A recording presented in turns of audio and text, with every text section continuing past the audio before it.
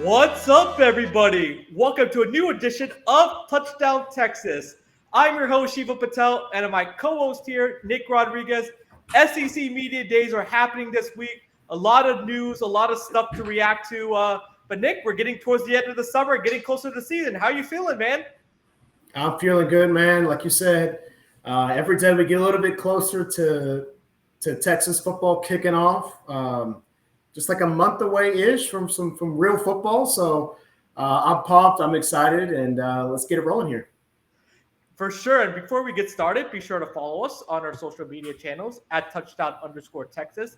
And be sure to like and subscribe to this YouTube channel. And Nick, give the fans a rundown. What are we going to be talking about today?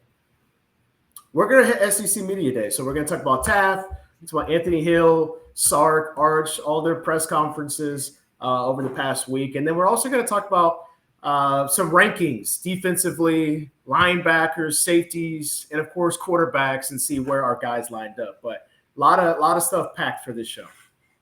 Definitely. And thank you everybody again for watching. And let's get started. So first we wanted to give a shout out to Michael Taft, who his tie honored the Texas flood victims from Mystic Camp, the campers and the counselors. And after they got devastated by the heavy rains in Central Texas. And before we get started with the takeaways, what do you think about this, and what does this say about Michael Taft? Oh, this is incredible. I mean, this is just goes to show the person that Michael Taft is. This goes beyond football. Other schools in Texas have done the same thing. I know the Astros and Rangers in baseball collabed and did a T-shirt together. Just to think about the victims, and Shiva and I, we're praying for those victims as well. But this is beyond football. This is beyond sports. This is where sports is really cool, and rivalries kind of drop, and you kind of come together, because this was obviously a tragedy, and it's still being ironed out in a lot of ways. But this is just a cool way. Just Taft is just a upstanding citizen. No one made him do this. He has a big heart, and I thought this was a really powerful moment. He didn't try to take away from it too much. It was very simple. But this was, obviously this is where sports is cool, and, we can kind of unite with each other. Definitely. This brings people together. And again, prayers to all the victims and their families. Definitely. And may they be able to recover in Central Texas as much as possible. So now let's get to the football part. So Sark, Anthony Hill, Arch Manning, and Michael Taft were all at Media Day representing the Texas Longhorns on Tuesday. What were your biggest takeaways from the Longhorns speaking to the media? Well, I think they're all really good speakers. I know we were talking before we got on here, is that they all speak very well. They're all very comfortable. They're very sure of themselves. I'll start with my takeaways from Sarkisian. I thought he was very comfortable on stage. He talked about things that we did well last year, which was the defense, right? Forcing turnovers, 3 and outs. And then he talked about struggles. I think that's something that's important as a head coach, as a fan of Texas. You want to hear, our things that frustrated us, right? He's talked about we need to be better at taking care of the ball. We can't give the ball away. We have to be better with the kicking game. And he talked about recruiting there. We talked about the red zone. So obviously he knows those things were issues. He's not avoiding it. He's like, you know what? We're going to put more time into those things. I thought he did a great job answering those questions, but still remaining the fact like, hey, this team is loaded. We're going to be good. Giving credit to teams that we're going to play up in the future. But Sark has always been really good on the mic, very calm and collected, and I thought he knocked it out of the park for me.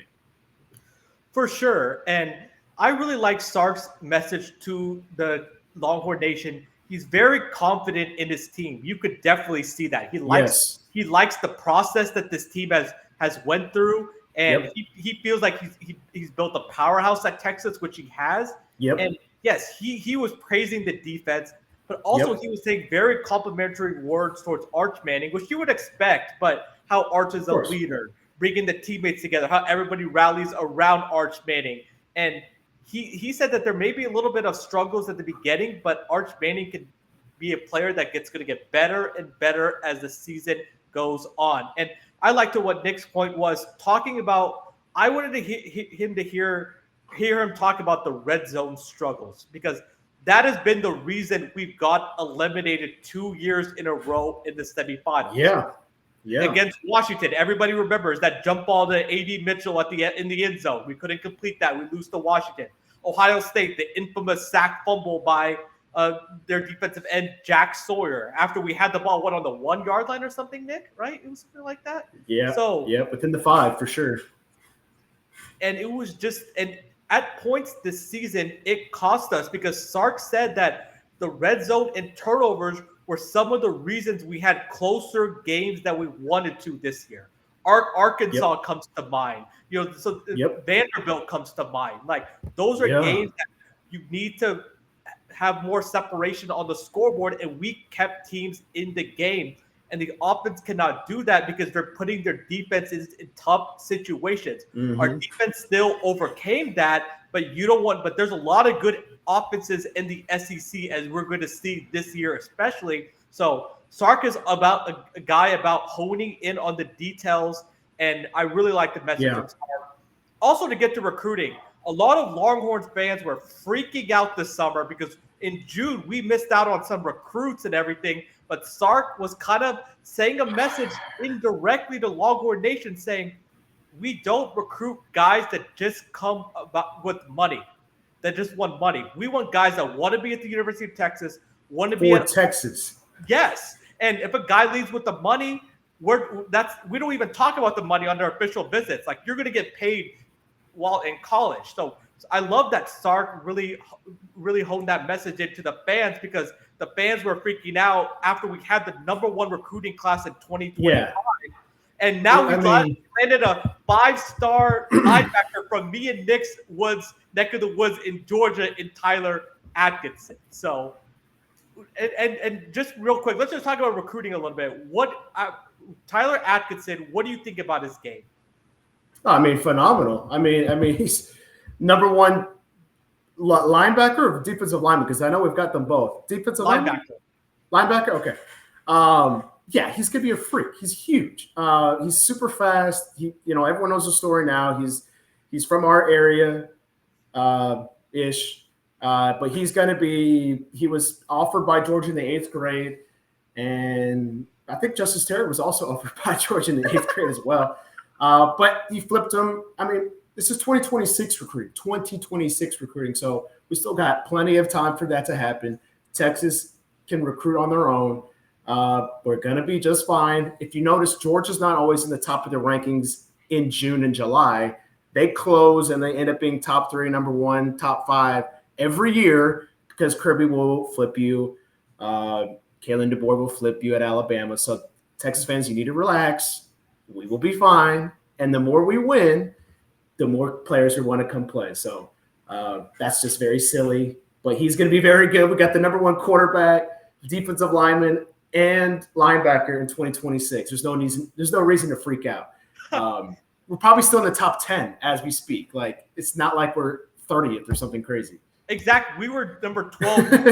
We jumped to number 8, and we were actually we were at a worse position in June last year. We were like 15th in June, and then we got to #1 in January. So that's what I'm saying. It doesn't matter. It doesn't matter in the summer. Like, there's players that you can capitalize, but guys are going to flip. We're going to probably lose players. We're going to gain players. There's a whole transfer thing. There's just a whole process to it that, guys, we'll be fine. I promise. We'll be in the top 5, probably the top 3. Same with Georgia. Same with Oregon. Same with Alabama. And, exactly. I think we're going to be in the top 5 for sure. And Tyler Atkinson is a stud. They say Derek Johnson, a Longhorn great, said he is one of the best high school linebackers that he's ever watched in the. This is coming from DJ. Yes. DJ knows a thing or two. Exactly. He's physical. He's fast. He can play in coverage. He'll hit you. He will hit guys that are twice his size. He'll shed off of blocks that are guys twice his size. He just has that dog mentality. And he just said he's grown up in Georgia his entire life. He wanted to create a legacy somewhere else for himself because because he's known Georgia since he was in 8th grade. That's when he got offered. And Justice Terry, we landed the #2 player in Georgia last year with Justice Terry. And now we landed the #1 player in Georgia with Tyler Atkinson. Sorry to go on that tangent, fans, but we just wanted to hit on some recruiting. And there'll be some more recruiting as we get closer to December. Whenever we land a big recruit, me and Nick will hit on the player a little bit. but it's still a long way to go until signing day in December. So our next topic is the quarterback rankings via Andy Staples from On3. He has Lagway 1, Nussmeier 2, Lenore Sellers at 3, Arch Manning at 4. Nick, is Arch Manning ranked appropriately on this list?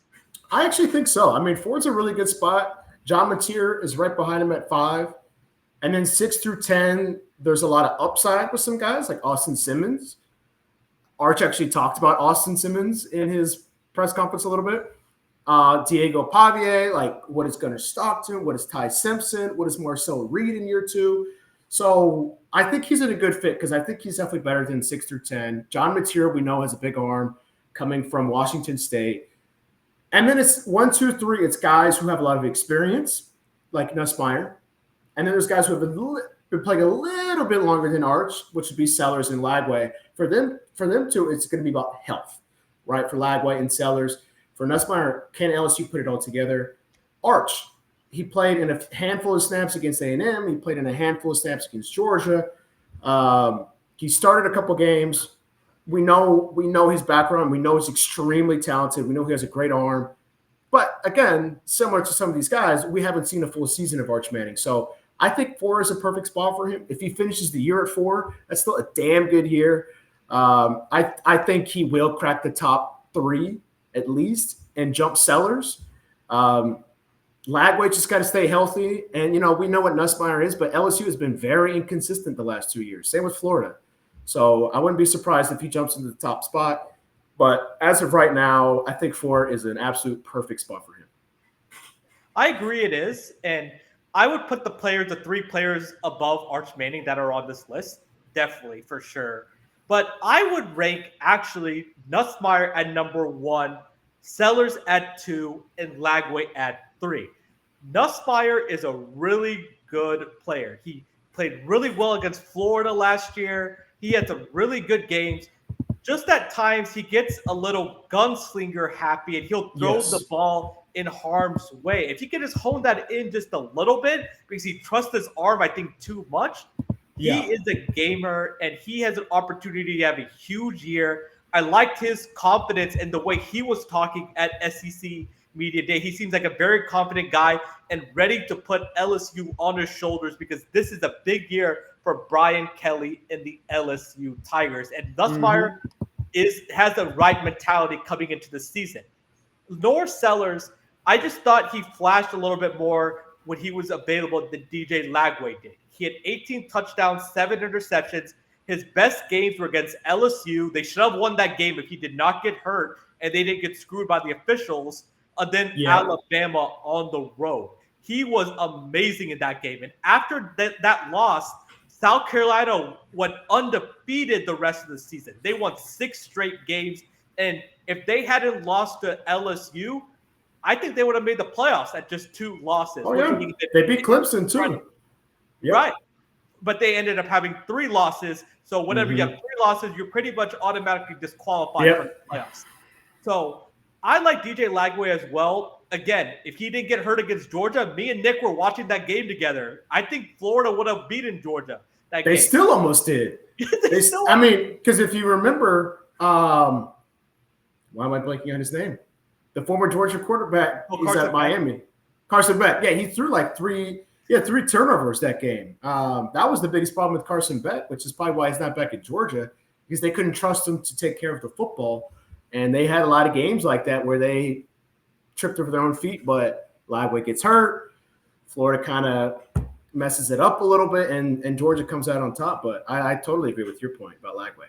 Right. And they have the wide receivers coming back. Eugene Wilson is a beast. They have some good, high-quality wide receivers that Florida's going to be throwing to. There's a lot of pressure on Lagway, just like Nussmeier, because Billy Napier is on the hot seat. So he has the biggest probably NFL upside on this list besides Arch Manning, in my opinion, DJ Lagway. He can be a number 1 overall pick if he's able to stay healthy. And but I just think he has the arm strength. He can make all the throws on the field. I like Lagway because he's not a straight-up pocket passer, but he can also get out of the pocket and create with his legs a little bit, just like Nussmeier and Sellers can. and he has the size. So those three guys I would rate above Arch Manning, but I think Arch Manning could finish at 1 or 2 on this list by season's end because I can say that Texas will have the better season than LSU, Florida, and South Carolina. That's just my opinion. A guy that I'm really high on this list is John Mateer. I know I'm not supposed to like an OU quarterback, Texas fans. I know, but just listening to John Mateer, his story, he didn't even get recruited till late his senior year, and then Washington State comes in. He is going to be a problem at quarterback. He is if OU puts the players around him that can produce, he can be a dangerous player. And that Red River game is going to be fireworks. It's going to be the Arch Manning, John Mateer show. And so John Mateer is an underrated quarterback that has the opportunity to lead Oklahoma to a better season than they did last year. But again, Arch Manning, I think, is going to be number 1 or 2 on this list by season's end. So now let's talk about SEC safeties. So Keon Sabb is from Alabama's number 1. Michael Taft from Texas is at 2. I wanted to ask you, is Taft the best safety in the country? Or, excuse me, in the SEC. I'm fine with him being number 2. I know Keon Sabb is very, very good at Alabama. So, I'm fine with him being at 2. Safeties can do different things, too. So, I don't know a ton about Keon Sabb, but just know he was a big-time recruit. He plays big-time football at Alabama. So, sometimes safeties are asked to do different things. Even Jahdae Barron a few years ago played safety just because he was that versatile. So, I think Taft being at 2 is great. I mean, there's a lot of good safeties here. You go down the list a little bit. Caleb Harris at Auburn, Boo Carter at Tennessee. LSU's got 2 players on here. Alabama's got 2 players on here. So if you notice, a lot of the top teams in here, as Sark talked about, you need really good corners. You need really good wide receivers that are physical and fast. And you got Alabama, Texas, Carolina, Georgia, LSU, some of the teams that we're going to be at the top of this list. But I know a lot of people are probably wanting KJ Bolden to be a little higher from Georgia. He's very talented. Jalen Kilgore from Carolina is very good as well. So I think Taft being at 2 is great. White boy corner. We know those guys can't be played. There's a white boy corner on the Eagles who's a beast. So maybe that could be our boy Taft one day. But no, 2 is great. There's so many fast corners and DBs in the SEC that I think it's just cool that he's at number 2. I respect Michael Taft so much. His story coming on from a walk-on to being one of the best safeties, not only in the SEC, but in the country. Again, this list is only the SEC. I would rank Keon Sabb number 1. He had 2 interceptions as well as Michael Taft did.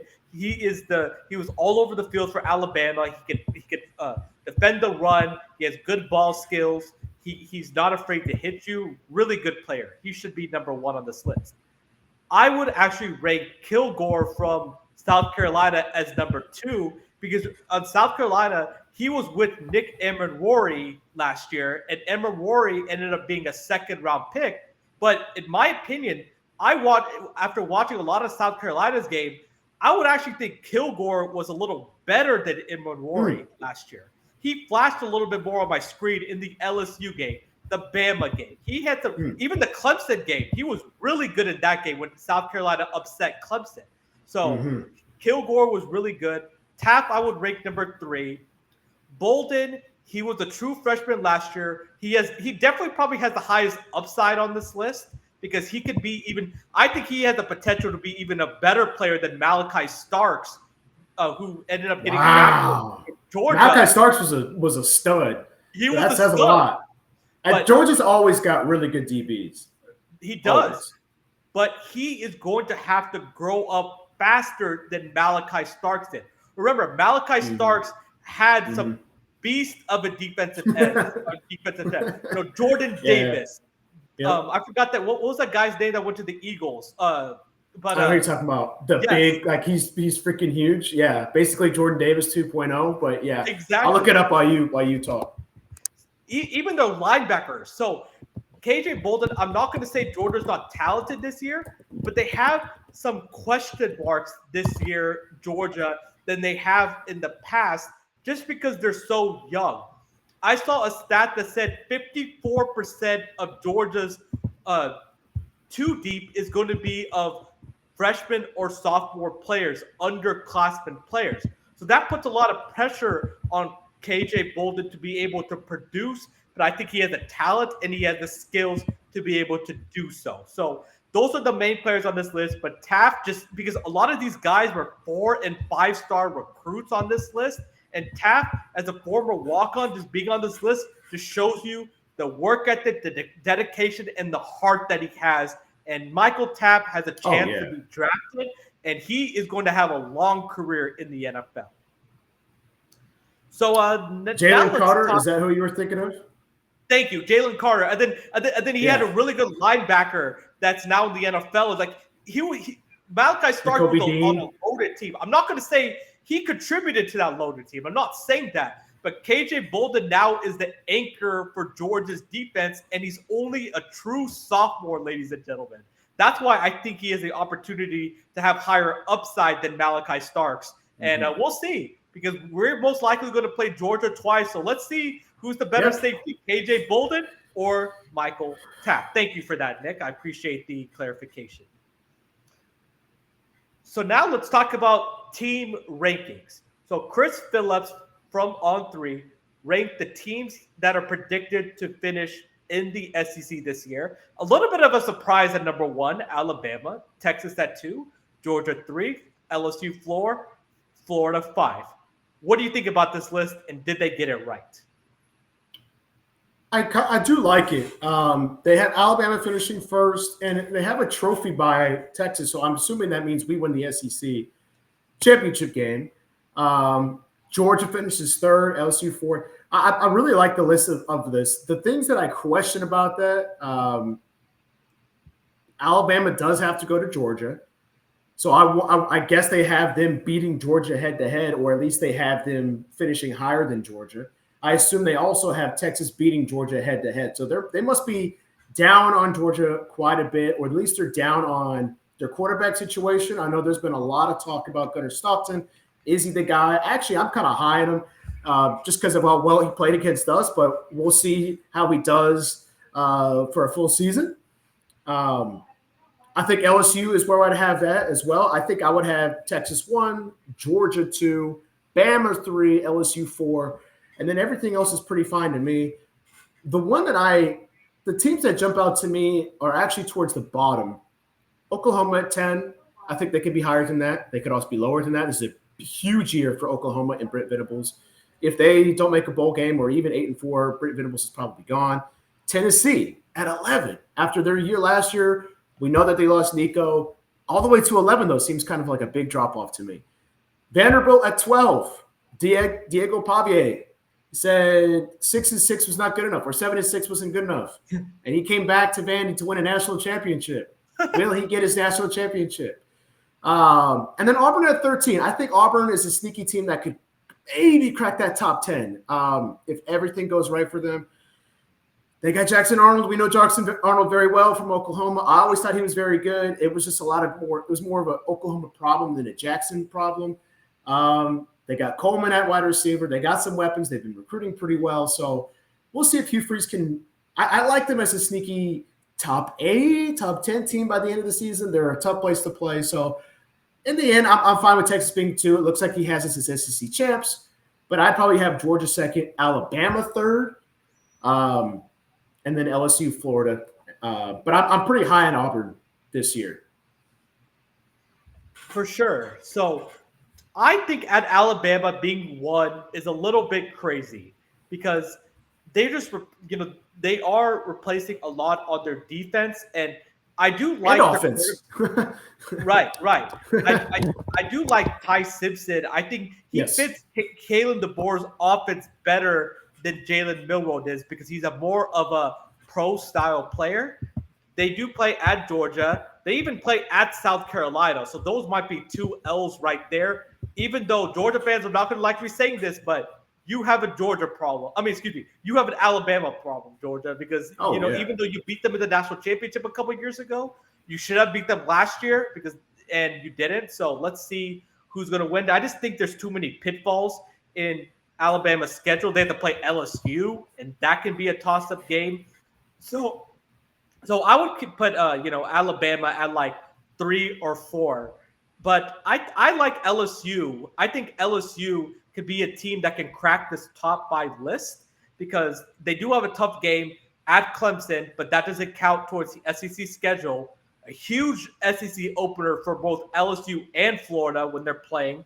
They have to play at Alabama. They have to play at Oklahoma. But if they can get through some of those road games, their schedule is very manageable. Ole Miss is not going to be the same team as they were in the past with Austin Simmons, and they lost a lot on defense as well. So I think LSU can have a chance to be 4 or 5 for sure. And I think Georgia's schedule sets up favorably for them this year. So I would still put Georgia at number 1, Texas at 2, even though we have to play at Georgia, at Kentucky. We had some tricky road games this year at Florida. I just think though that we've won those road games in the past, and Texas could definitely rise up to the occasion. But even though I would put Georgia at 1 and Texas at 2 on this list, LSU at 3, Florida at 4, and then probably Bama at 5.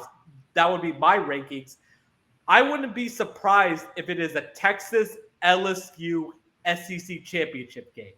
That would be very interesting for sure. And just because I think with Gunnar Stockton, I think he's good, but as teams more prepare for him, let's see if he can continue to make the reads and stay in the pocket and not just try to escape and make magic with his legs and think to run too much. Because I think he's more of a run first quarterback than pass first quarterback.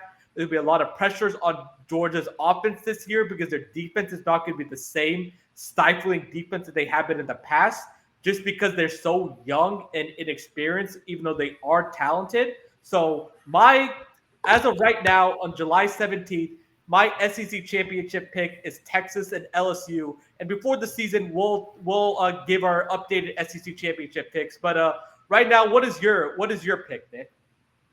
Texas and Georgia.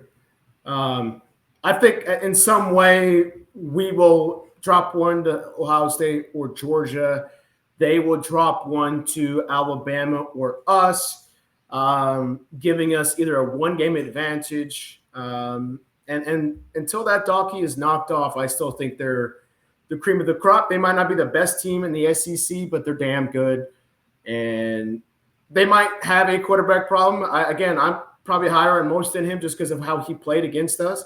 And I think it helped them that actually they had a player like that because we were kind of in control of that game in the first half, but we let go of the rope a little bit. And I just think they have to get knocked out for me to not believe in Georgia. But if I couldn't pick Texas, Georgia, I'd probably pick Texas, Alabama.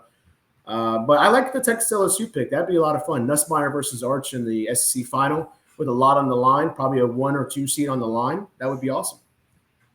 So this is going to be still, of course, me and Nick are high on Texas. I do like Georgia, but I think Nick's underrated team this year is Alabama, and my underrated team this year is LSU. So let's see out of the one of us whose team performs better. Because we're as much as we like to talk about Texas, we also like to talk about the other teams of the SEC because these are teams that Texas may have to play in the future, either in the championship game of the SEC or in the playoffs. But let's see who's going to make that next step this year, Alabama or LSU, because both teams disappointed last year and their fan bases have high expectations for them. So let's see who can bounce back and make noise this year. So now let's talk about SEC running backs. So Caden Duran is 1, Trey Wisner is 2, Bob from Florida is 3, Moss from A&M is 4, Ott from Oklahoma is 5, Frazier 6, Baxter from Texas is 7. So Nick, Texas has 2 guys on this list. What do you think about the running backs of the SEC? A lot of good ones. A lot of good ones here. Caden Durham is phenomenal coming from LSU. Again, they always have talented players coming at LSU, especially their running back position. So I'm fine with him being number 1. Trey Wisner at number 2, right? Another great running back. Le'Veon Moss from A&M. He's a really, really good player. I love the love for C.J. Baxter at number 7. Nate Frazier from Georgia. He's very, very good. And then just to shout out some teams we don't always really get to talk about. Ahmad Hardy from Missouri. They had a really good year last year, Missouri. Last few years, they've been really good. I think their coach is really good. That's awesome to see them have them. A&M, they got another guy, Reuben Owens at number 9. And then how about Mississippi State? Devon Booth at number 10. So I think that's awesome. The SEC is going to have some big guys, but the skill position guys are some of the best in the country with their speed players toting the rock. So I think it's awesome to have two guys. Two guys can do a little bit different things, but Caden Durham is such a beast, and he's going to be fun to watch this year at LSU. I know Caden Durham got hurt, I believe, as we got towards the end of the season. But ladies and gentlemen, Trey Wisner should be number 1 on this list. He's the only one besides Le'Veon Moss. Oh, no, Le'Veon Moss didn't even have 1,000 yards. Excuse me. He is the only one on this list with the 1,000-yard season. He was unheralded. He played his best in the biggest games, A&M, Kentucky. Like, he was really good against Kentucky. He was good against Arkansas. He was good against Oklahoma. So his best games were against SEC caliber competition. He can also catch it in the backfield. Trey Wisner should be number 1 on this list. Caden Durham's an excellent running back. He had a big game against South Carolina and some big games against OU, Florida, Alabama. I'm fine with him being number 2. Bob from Florida really flashed because he was just unstoppable. He was a bowling ball. Guys were just bouncing off of him. He was breaking tackles. He was just a straight line runner. And he had a big game against Ole Miss to knock Ole Miss out of the playoffs officially when they came to Gainesville. So I'm cool with Bob being number 3. Le'Veon Moss, who got injured last year, and if he didn't get injured, he probably would have went to the NFL. He's coming off an injury. He is a good player who can catch it on the backfield. He has some wiggle. He can make one cut and absolutely explode. So he's cool. I'm cool with him being in the top 5 as well. Jaden Ott, Oklahoma got him from the the California Golden Bears, and he's a player that could make some noise in the SEC. It's just a matter of how he's going to transition from playing from Cal to now in the SEC. Yeah. But he has a chance to be Oklahoma's workhorse and be a problem for defenses in the SEC, and he actually might rise in this list. For sure. He may even be number 4 or number 3. Like, he has a chance to rise because Oklahoma got a transfer quarterback and they got a transfer running back. So they did some work in the portal, and I'm really high on Ott, and the NFL is really high on him as well. CJ Baxter, if he's 100% healthy, he has the ceiling to be number 1 on this list because he's the biggest guy. He's just a smooth runner. He can accelerate from 0 to 100 really fast. He has really soft hands. He can break tackles. He's good at pass protection. So if CJ Baxter is healthy, he will definitely rise on this list. And Ahmad Hardy, who we saw when he played at Louisiana Monroe last year, and he was a freshman All-American in his conference, he could do some work for Missouri. I like that pickup, even though Missouri is not going to have the same gear that they did because they're replacing their quarterback Cook. But if we're just talking about running backs, he definitely belongs in the top 10. So this is a really good list with a lot of high-quality running backs. But I think Texas has the opportunity. If we have the year that we have, Nick, I think we can have 2 running backs in the top 5 on this list. And then I wanted to talk about Nate Frazier as well. He had a big freshman season for Georgia. If he continues to take that step, he's going to be the catalyst for Gunnar Stockton. He's going to be Gunnar Stockton's best friend because we know Georgia last year did not have much of a running game, and that contributed to Carson Beck throwing the ball in harm's way and committing turnovers. So let's see if Georgia's able to be more balanced this year. But a lot of beast running backs in the SEC, and look forward to watching all these guys this year. So our last topic is linebackers. So SEC produces a lot of great linebackers to the NFL. Our boy Anthony Hill is at number 1. Wick Weeks is at 2. Perkins 3. CJ Allen 4. Harold Perkins 5. Does Anthony Hill deserve to be number 1 running back in the SEC? Number 1 linebacker in the SEC. Oh, definitely. I think he's just so fast. He's explosive. You know, we talked about it a little bit with SEC Media Day. He's just such a calm presence, Very smart guy, very explosive on the football field, and I expect him to have a massive year. But there are some other beasts on this list as well. Whit Weeks, monster, a guy that I always really liked. Kind of an up and down, actually, a little bit since his freshman season is Harold Perkins. Saw some of Harold Perkins' his freshman year and thought he was just a freaking monster. So I think he's going to be really good. And there we go again with LSU having 2 guys, Georgia having 2 guys in the top 10. Texas has the best one at number 1. Auburn has one cracking the top 8. Got A&M at having a guy at 6. So I think there's just so many athletic guys in the SEC that you have to have at least one guy to stop them. And you're seeing some of the elite teams. Where are they? LSU, do they have multiple running backs in the top 10? Do they have multiple linebackers in the top 10? Do they have multiple DBs in the top 10 or safeties? So this just goes to show the talent level in the SEC. And there's a lot of good players at LSU, and LSU is going to have a great year. But I do think Anthony Hill is hands down the best linebacker. Probably in college football, but definitely in the SEC. Oh yeah, he's the best linebacker in college football and in the SEC. He's our Swiss Army knife. He can rush the passer, go into coverage, go sideline to sideline, is a violent hitter, can cause turnovers, strip fumbles, has smooth hands. He even caught an interception this year. Yep. Anthony Hill is a versatile linebacker that is going to be a first-round pick after this year, and he's going to continue to hone his skills. And he's just scratching the surface on how good he can be. Like, he's still young. He's only a true junior. That was one of the bigger flips that we had in the 2023 class because he was committed to A&M, and another guy that we flipped in December. So we don't need to freak out about that because Anthony Hill flipped, and he's had such a monster career at Texas. Whit Weeks, anytime I watch an LSU game, he was all over the field. He may not be the fastest guy, the guy with all the measurables, but he has the heart, he has the determination, and he just plays at 1,000%. He runs all over the field. He'll give you everything that he has, and he's just an energy guy.